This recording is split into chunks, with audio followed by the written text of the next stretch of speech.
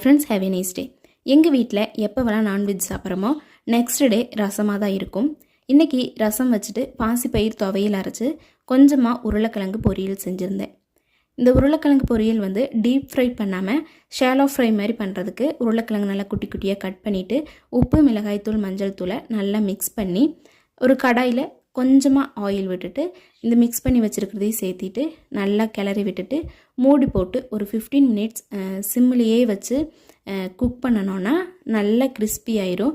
கடைசியாக கருவேப்பிலையும் தூவி இறக்கிட்டோன்னா கிறிஸ்பியான உருளைக்கிழங்கு பொரியல் ரெடி ஆயிரும். இது சாதத்துக்கூட உருளைக்கிழங்கு பொரியலும் சாப்பிட்டு இப்போவெல்லாம் நல்லா வெயில் அடிக்கிறதுனால டீ காஃபியெல்லாம் அவாய்ட் பண்ணிவிட்டு ஜூஸ் தான் அதிகமாக குடிக்க தோணுது.